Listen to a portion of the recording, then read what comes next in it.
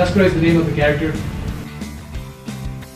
If you notice, the Indian comic book industry has evolved since 1948. So in the 1940, I think the first edition, like comics as we know them today, came out from Chanda Mama. Have you guys heard of Chanda Mama? I think you're taking this way too easy, and it might mean that someday you could get hacked.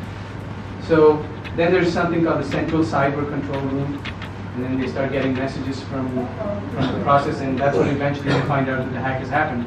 And so the governor goes back to the raw agent, and he tells him, I need your help now. Please help me find out what happened and how did all of this happen.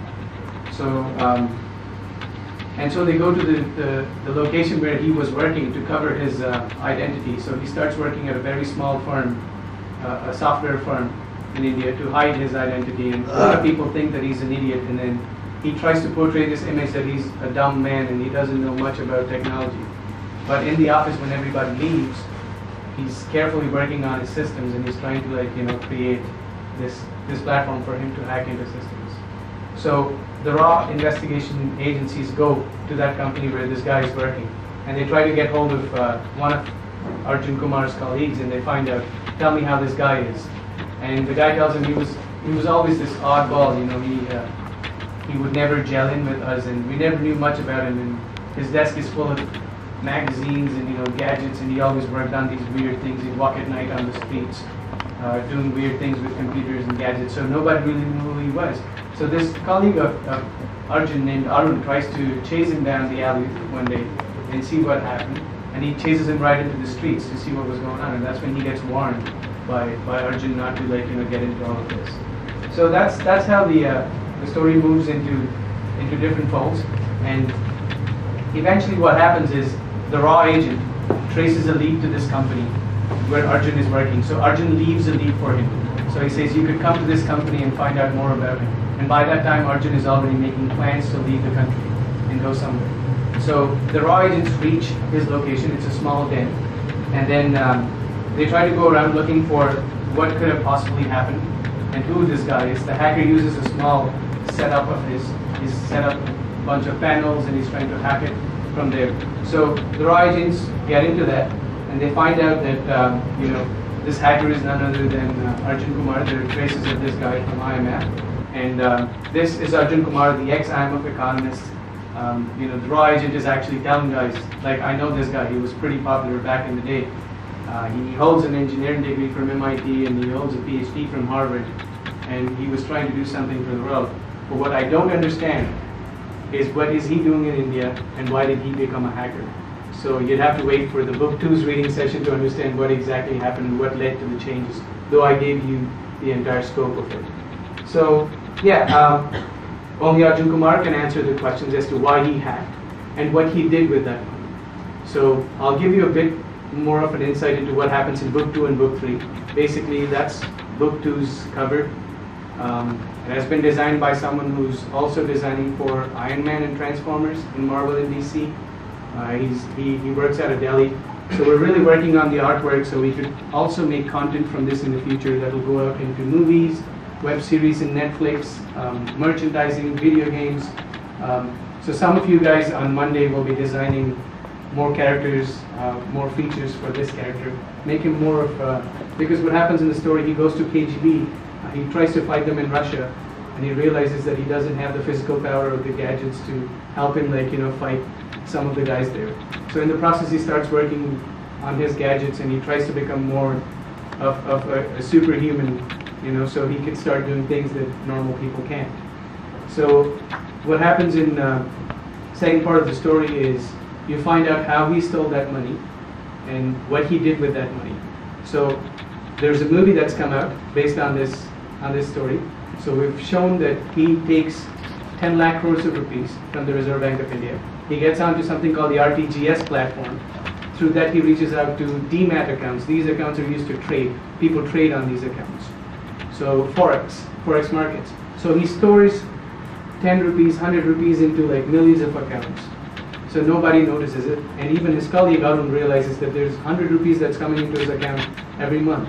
So So they don't understand. So he does that, and from there he takes it to the international stock markets, and then he starts trading with that money.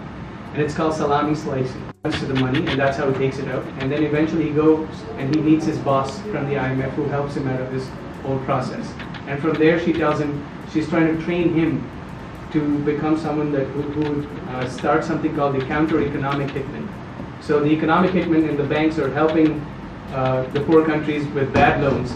This guy will step into that process and counter those processes and make them, like, you know, more, I would say, wealthier. So he would directly get into the system. So every time there's a news out there in the newspaper saying Brazil is trying to get some money from the World Bank, this guy would end up like stealing that money, give it to other people in Brazil who would benefit from that money. So that forms the crux of this entire reading session. I'm open to questions now, so if you have questions, please shoot them. And yeah, there's copies as well. There's copies of DVD for guys who might be interested in this. And if any of you have a flair for writing or designing things or making an art, you know, work out of this, feel free to drop by on Monday and give this character, like, you know, as much as you can. Somewhere in Africa, how can he work on the wings? You know, or if he needs night vision, how does he do that? So this is the transformation of this hacker, this vigilante hacker. He's becoming a superhero now. So as we try to do this with writers, we're also involving people who are the readers to come up with their own vision of what this character could do. So that would be it. And I didn't want to make it a traditional reading session where I'm reading from the book and you guys are listening. Instead, I thought I will give you a background about what this character is. So I'm sure now you will have much better understanding of what this character is. And, you know, you could pick up a comic and read it for yourself. What kind of comics do you guys read? Raj comics. Raj comics? Who said Raj? So Super Commander Dhruv or Nagraj? Doga? I think Doga might get its own movie sometime in the future in Bollywood. Yeah, Doga. They're saying Doga might. Heavily influenced by Marvel and DC. If you see the artwork and everything, it's very similar to what Marvel and DC does. If you notice, the Indian comic book industry has evolved since 1948. So in the 1940, I think the first edition, like comics as we know them today, came out through Chanda Mama. Have you guys heard of Chanda Mama? It's been published in a lot of languages. In the 1940s, you've got editions that are out there in the market. And then came the second generation when you had Pran doing your Chacha Chowdhuries and, you know, and all those kinds of things. And then the third generation was your Raj comics, which was heavily inspired by your, you know, Super Commander Dhruv and all these things. And they've got a lot of similarities if you see with their Western counterparts, like Batman, Superman, you know, and all of the characters. And then we're in the current generation where people are trying to reinvent through graphic novels. We're coming up with our own characters. And I forgot to mention mythology. Indian mythology has been a very active part of our comics too. We relied a lot on morality, logic, and myth. Now, our effort is to make sure we bring in science, engineering, technology, and more concepts that are relevant to the guys, you know, of this generation. So everyone's on a gadget today, so we thought we should, you know, bring in those concepts to make it more likable for people. So yeah, if you have any questions about the character or what we're doing with this storyline, please feel free to ask me questions. That would be the launch officially. This is how the cover is going to look like. And it will be available in the markets from next month, I think. So you could order it online through Fennel Comics. Fennel is the publisher. They've been actively involved in Hindi comics so far, but they've moved into English with this comic. So they're trying to, like, you know, reach out to different segments now with the English comic. So open to questions. The Raj comic fan. So after Taskara, what is the plan? You already said there will be 9 parts of the Taskara. Yeah. After Taskara, what are you going to do? I've already written 2 more titles. They're coming out sometime next year. One of them, a glimpse of them. Yeah, one of them would be the modern day adaptation of Gautam Buddha. Okay. So Buddha born after 2,500 years, and it relies heavily on genetic engineering. And only one man's genetic profile, DNA profile, matches with that of Buddha, and this is that man. And how does he live in today's world? What happened to him? How did he change the world? Did he become Buddha, or did he do something as big as Buddha did? Is the crux of the story. So that's what we're doing next. Going into different countries, Taskara in China. Taskara is the name of the character.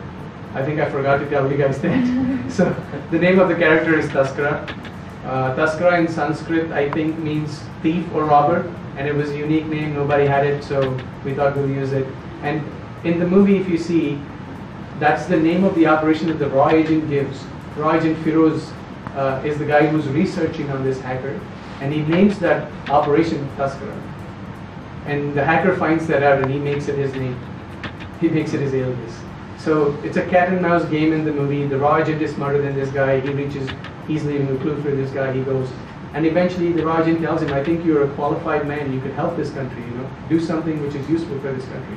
Why are you stealing money and running around, in different countries? So this guy tells him, I've made up my mind already, so I'm not going back to my previous life. I've become this guy now, so I'm going to be doing this the rest of my life. So Taskara will be in China, he'll be in Russia, he'll be in Africa, he'll be in Latin America, stealing to the point where the world decides enough of print currency, let's just go back to cryptocurrencies, let's just invent cryptocurrencies. And then in the real world, the Bitcoin has been invented by, people say, Satoshi Nakamoto. And some people believe Satoshi Nakamoto is a Japanese guy. Some people believe they're a group of people. And Taskara is supposed to be one of the members of Satoshi Nakamoto, the founding members of cryptocurrency. So that will be a world of cryptocurrency where everyone's working with electronic currency. And you have drugs and mafias that are dealing with paper currencies because paper is no longer there, it's a valued item. People want to know, let me know if someone's using paper anymore. So you have paper currency stocked up, and mafia guys are actually trading with that. It's like a commodity for them. And you know how they deal with arms and statues and things like that. So that's what paper currency becomes in the future of this series. Do you guys play video games? Would you want to see this as a video game or hack level 1, 2? What do you guys do the most, as in games or? Video games. Video games? So you think a console-based game or a mobile game? Mobile-based game. Can anybody design one? No? How about merchandise? Masks, t-shirts. The mask is being designed right now. I think the mask, we're giving him a new mask in the future editions. There's a chip in it. So it's been 3D printed and it's got all designs and like currency symbols on it. So through that chip, he can tell age group. If someone's fractured an arm, while he's fighting, he knows this guy has a fractured arm 6 months ago.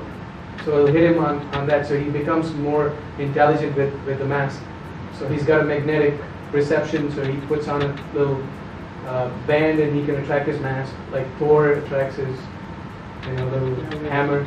So he takes the thing and then he can see things through the mask because he's not traditionally a fighter, but he's someone who needs to work on his shortcomings and become effective. So all these things are a part of his superpowers.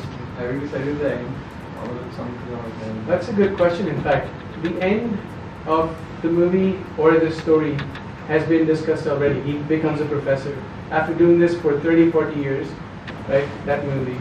So the end would be something where he realizes anarchy is not good anymore, and he needs to take it easy and go back and teach people. So his aim has been accomplished. He wanted to end the printed currency. He ends it, and from there, it's just about giving back the knowledge. That's a good question. It's the end of the character.